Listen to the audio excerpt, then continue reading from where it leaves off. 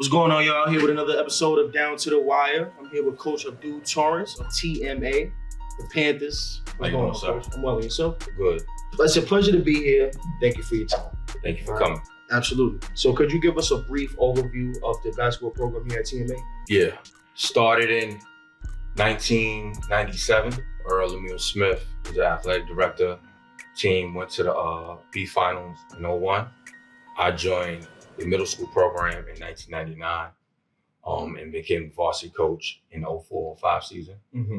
Small school, about 600 kids from 6th to 12th grade. Right. Very, very, very intimate setting. A smaller school is a more intimate setting, so smaller class sizes. Small class sizes. Right.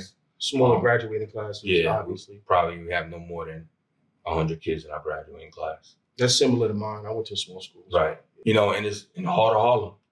I mean, I'm from Harlem. I'm a Harlem baby, so it's a pleasure to be here. I'm happy to be here. Appreciate it. Since you've taken over the varsity position, it's at 04, right? Mm-hmm. What is the culture you've tried to build here at TMA with your team? Student athlete. So student athlete. Yeah, school first. Gotcha. Sports second. Student first, and then athlete second. Student first. We've had a number of kids who went to play on scholarship basketball, but what's most important is a kid getting their college degree. I agree. This year we had 4 guys that was on National Honor Society. Shout out to you guys. Yeah, including one of the managers, senior manager. She's also part of National Honor Society. You want to give her name? Cecile James. Cecile James. Yeah. Shout out. Yes, sir. So, you know, we pride ourselves on academics. You know, we have study hall before our late practices. Right. Make sure that kids, when they get home, they don't have much to do. So there is no excuse for not having your work. Right. We make sure that happens before we even practice. Right. So you'll be tired from practice, not from doing your work. Exactly. I got you. I like that. Some kids live in the Bronx, some kids live in Harlem. So when you get home, you know, you have most of your homework done, if not all. Eat, shower, and we back at it tomorrow. There you go. Absolutely. So could you talk about the identity of your team?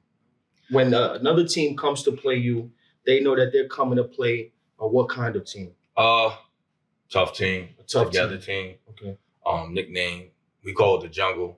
A couple of coaches that call our gym the Lunchbox. So the Lunchbox. The Lunchbox. Okay, so when they come to TMA, they come into the jungle. They come into the jungle. A lot of people don't leave the jungle. Yeah. All right. Alive. Right. Yeah. Exactly. Right. Exactly. Right. This year we had 1 loss at home. Shouldn't have lost, but we did. Who did you lose to? Eagle Bronx. Oh man, Eagle down Bronx. 3 at the end of the third, and something happened, and we stopped for 30 minutes, so that killed our momentum. Oh man. But okay.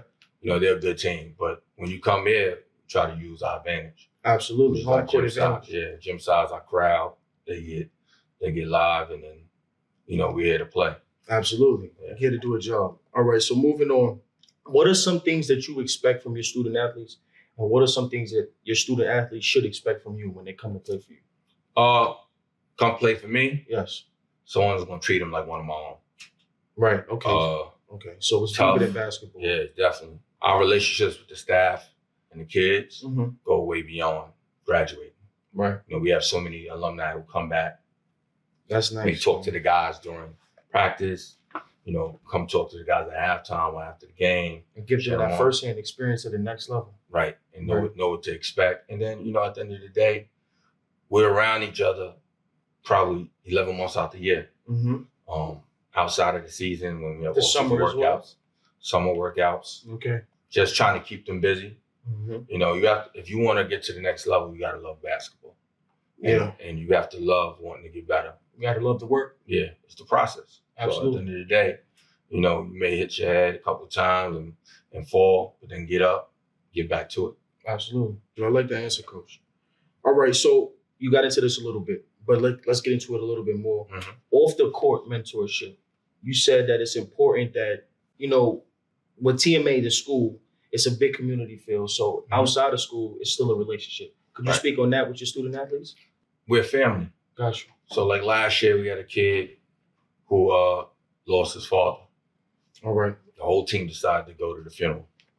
Dang, that's beautiful. And, you know, like at the end of the day, that kid who was a senior, he didn't even ask, you know, but I was like, we going. And so I think that kind of covered him and gave him that support and made him say, I want to be here instead of sitting at home and grieving. And, you know, that's the kind of thing with these kids that we try to preach that, more than, basketball bouncing. Sounds like you have high character student athlete. We praise one heart, one team, one fist. So, one heart, one team, one fist. Yeah. And it's more than just basketball, just being together and staying together. Right. So games like last year, the Borough Championship, more than winning the Borough Championship, it gave those kids who were part of it a memory that they'll always be able to flash back on. Absolutely. Talk to each other 15, 20 years from now, just about that game, about that season. Y'all are champions too. That's something that they can't take away from you. Right. Etched in stone. Right. Absolutely. So when it comes to next level, because we know that's the goal for most of these kids that's playing high school basketball, they want to play at the next level.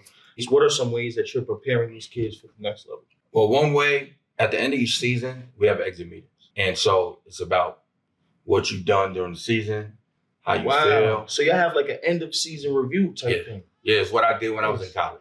I played Division I. So at the end of the day, try to mimic it as much as possible, whether it's that or strength training or season workouts or what have you. Yeah. Right. But we have an exit meeting. So, we talk about their reflections, about team growth, personal growth, maybe improvements, then what the coaches felt.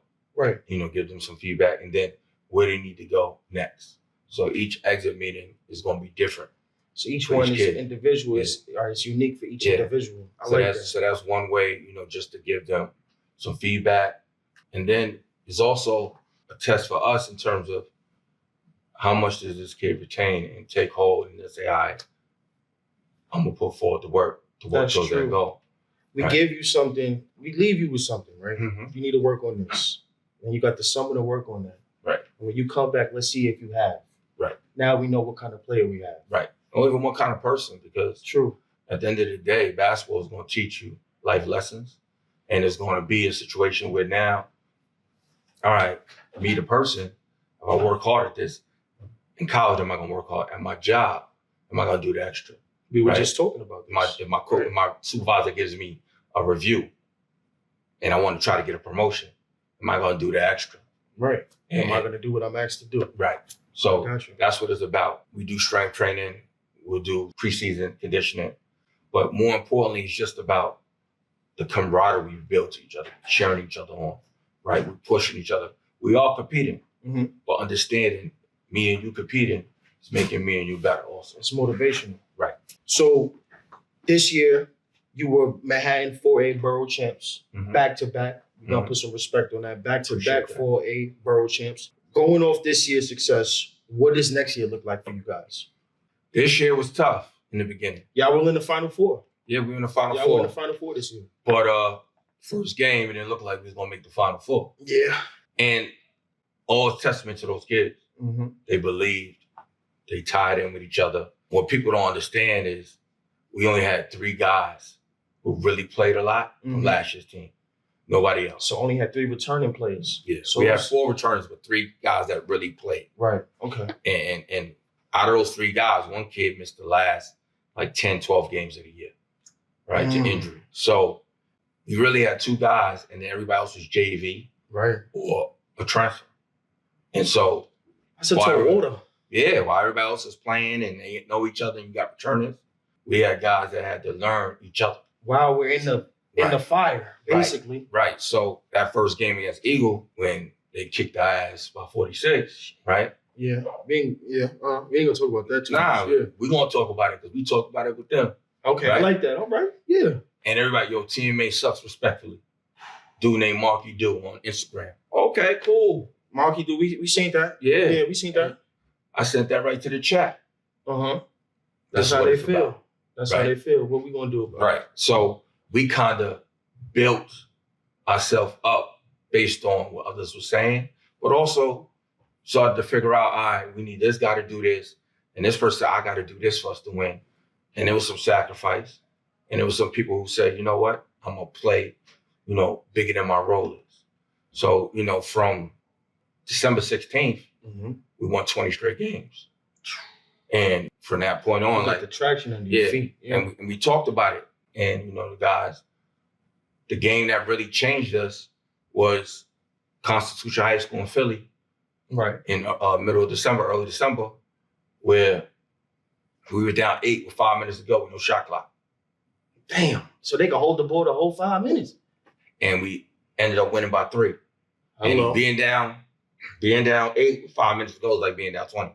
Yeah. With no shot clock. So, that was the togetherness. Right. That was the camaraderie, the brotherhood. Adversity to make y'all better and stronger, for sure. So what we talk about, one heart, one team, one fist. 20 game win streak. Damn. Yeah, Excuse my language. Damn. Yeah, 20 game win streak. Right. Until the Final Four. All right. Yeah. Well, look, I expect big things from y'all next year. Yeah. Big things, because y'all had a great year this year. Yeah.